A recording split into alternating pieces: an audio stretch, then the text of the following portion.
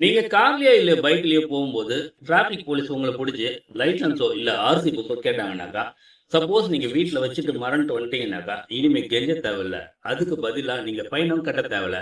ஏன்னா, உங்க டாக்குமெண்ட் எல்லாமே இனிமே ஆன்லைன்லயே நீங்க சேவ் பண்ணி வச்சுக்கலாம்.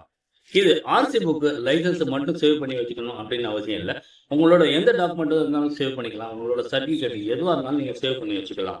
ஆன்லைன்ல சேவ் பண்ண சொல்றீங்களே, இது சேஃபா அப்படின்னு கேட்டீங்கன்னாக்கா, இது 100% சேஃப். ஏன்னா இது ஒரு கவர்ன்மெண்ட் ஆப். இத நம்ம எப்படி சேவ் பண்ணி வச்சுக்கிறது, அதுக்கு என்னென்ன பண்ணணும், ஸ்டெப் பை ஸ்டெப்பா எல்லாத்தையும் நான் சொல்லித் தரேன். ஸ்கிப் பண்ணாம பாருங்க. அதுக்கு முன்னாடி நீங்க இப்ப கீழ குடுத்திருக்க இந்த வெப்சைட்டுக்குள்ள போங்க. இதுக்கு அடுத்தபடியா நம்ம என்னென்ன பண்ணணும்னு சொல்லிட்டு ஸ்டெப் பை ஸ்டெப்பா சொல்லித் தரேன்.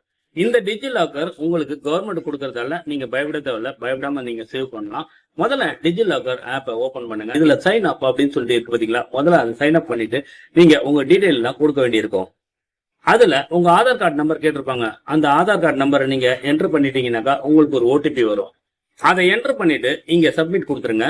அதை லாகின் பண்ணி நீங்க ஓபன் பண்ணீங்கன்னாக்கா இப்படிதான் உங்களுக்கு ஒரு பேஜ் ஓபன் ஆகும்.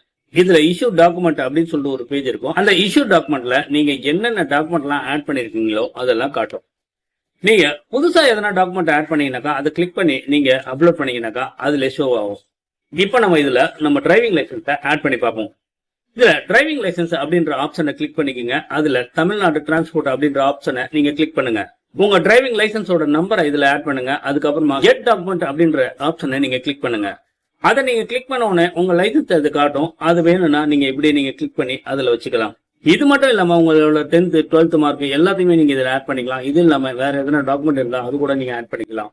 Aadhaar card, PAN card, licence, RC book இந்த மாதிரி எந்த டாக்குமெண்ட் இருந்தாலும் நீங்க இதுல ஆட் பண்ணி அப்லோட் பண்ணிக்கலாம்.